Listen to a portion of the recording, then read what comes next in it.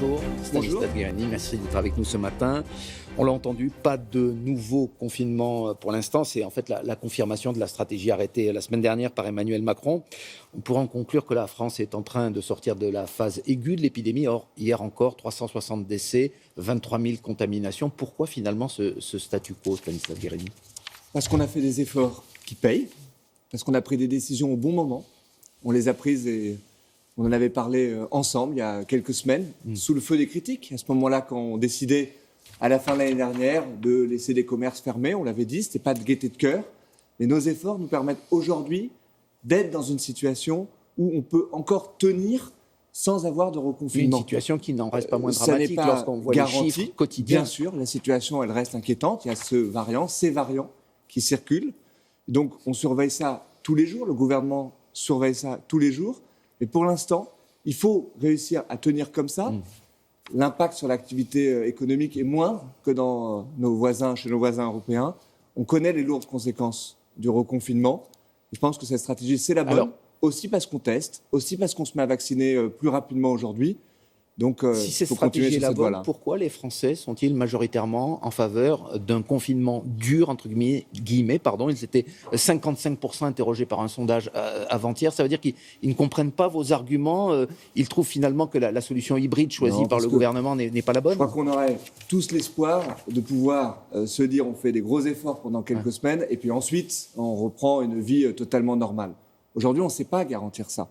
Parce qu'il y a le variant, parce que le virus continue de circuler très fortement. Et donc, je crois que réussir à tenir sans reconfiner chaque jour qui passe est un jour gagné d'une certaine façon. Parce que les impacts psychologiques, les impacts sociaux, les impacts économiques sont extrêmement lourds. Si on décide de reconfiner, c'est la bonne stratégie.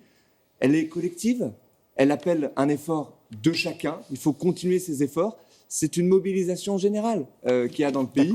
Je salue les efforts des Français. On les fait. Il ne faut pas relâcher la garde maintenant. C'est cette situation qui nous permet de tenir. Alors, on ne reconfine pas, mais Gérald Darmanin, le ministre de l'Intérieur, a annoncé hier un renforcement des contrôles policiers pour faire respecter les mesures qui sont déjà en œuvre. Ça veut dire qu'il y a trop de Français qui succombent, je reprends votre expression, à l'effet apéro, c'est-à-dire qu'ils ne respectent pas le couvre-feu à 18h. Non, mais c'est normal, c'est le corollaire d'une certaine façon de réussir à ne pas reconfiner, à ce que les règles qui sont aujourd'hui celles du couvre-feu soient strictement appliquées.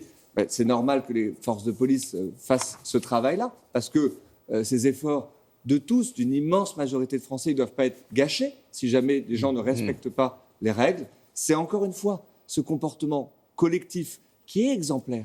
Il faut saluer ce que font les Français aujourd'hui. Contrôle policier, soyons clairs, c'est qu'il y a quand même un petit problème de discipline. Il y a toujours, quand on applique des règles, certains, une minorité aujourd'hui, c'est très clair. Sinon, on n'aurait pas les résultats qu'on a en France par rapport à nos voisins européens qui ne respectent pas les règles. Je pense que c'est l'attendu de chacun que quand on fait des efforts soi-même, on a envie que ses voisins respectent aussi ces règles-là. C'est normal. Encore une fois, c'est le corollaire de ce choix courageux de ne pas reconfiner que d'appeler à la responsabilité de tout le monde. Monsieur Guérini, on reste dans le contexte sanitaire avec ses conséquences. Le Parlement discute ces jours-ci, l'Assemblée nationale, de la tenue prochaine des élections régionales. Elles ont lieu normalement en juin. Jean-Louis Debré, l'ancien président du Conseil constitutionnel, qui a été chargé d'une mission sur ce sujet, préconise cette date du mois de juin, mais il dit que le gouvernement, lui, aurait souhaité, il l'a dit devant des parlementaires, aurait souhaité que les élections régionales aient lieu après les élections présidentielles pour en quelque sorte les zapper parce qu'elles s'annoncent difficiles pour la majorité. Non, moi je crois que c'est tout le contraire. Il faut tenir ces élections en juin. Jean-Louis Debré avait consulté l'ensemble des formations politiques. J'avais eu l'occasion de lui dire qu'il me semblait que la date du mois de juin était la bonne date. On s'est mis d'accord collectivement sur cette date. Donc il faut tout faire pour que les élections soient en juin.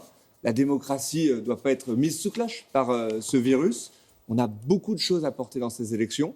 Les élections régionales et départementales, elles seront importantes. Oui. Elles seront importantes pour la relance économique du pays. On doit passer ce pacte-là avec les régions. Il a dit une contre-vérité, M. Debré, alors. Il n'a pas dit la vérité. Écoutez, moi, je lui ai dit tout le contraire quand il m'a consulté.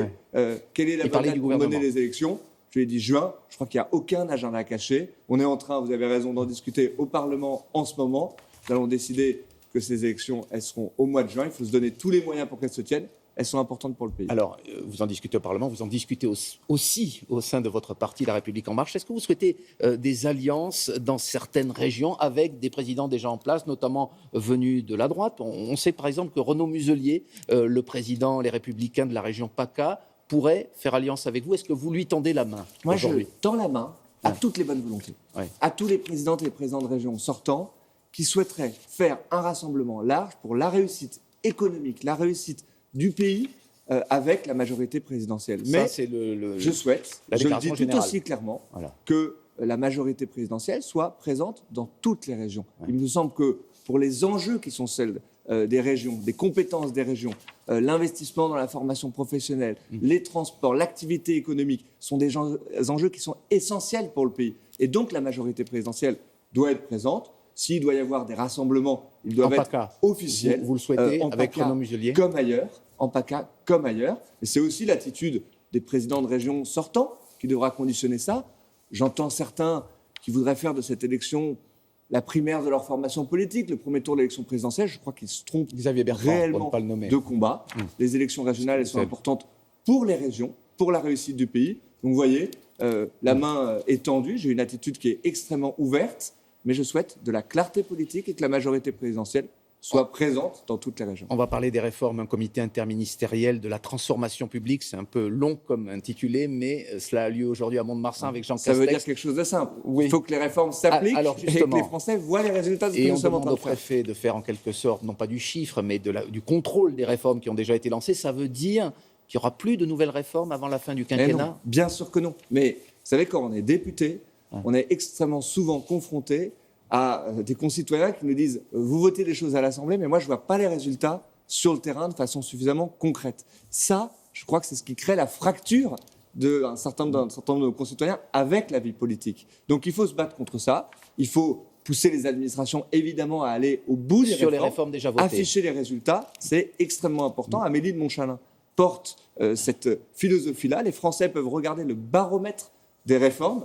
C'est important. Est-ce que ça veut dire qu'on ne va plus rien faire d'ici la fin du quinquennat? Évidemment non. Évidemment non. Est-ce qu'il y aura, il faut être clair, on a peu de temps et il faut aller à l'essentiel, est-ce qu'il y aura, avant la fin du quinquennat, une réforme des retraites? Il y a quand même un flou qui est entretenu. On ne dit jamais qu'elle est abandonnée. Est-ce qu'elle peut être lancée et votée, cette réforme, avant 2022? C'est une question fermée. C'est le gouvernement qui décidera du calendrier. Qu'est-ce que vous souhaitez, vous? Je crois qu'aujourd'hui, il serait difficile de faire cette réforme des retraites. On est en plein cœur de la crise sanitaire, crise économique qui est importante.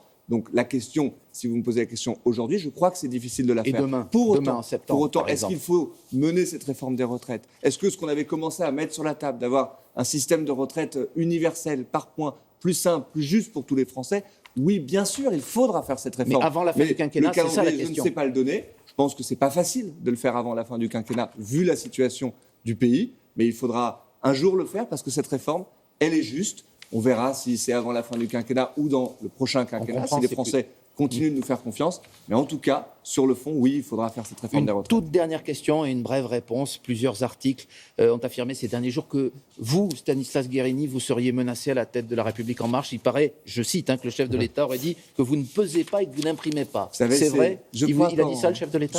Non, je ne crois pas. J'échange suffisamment avec lui pour savoir. Je crois que nous travaillons en confiance, mais c'est quand on avance. C'est quand on fait des choses que parfois on a quelques détracteurs, quelques ennemis par-ci, par-là. Bon, moi, je continue à tracer mon chemin. Je sais pourquoi je suis ici. C'est pour faire avancer ce mouvement citoyen. C'est pour faire avancer les réformes du pays sur le terrain en tant que député. Et vous l'avez défendu ce matin. À le faire. Merci beaucoup, Stanislas Guerini, délégué général de La République En Marche. Et Laurent, c'est la suite.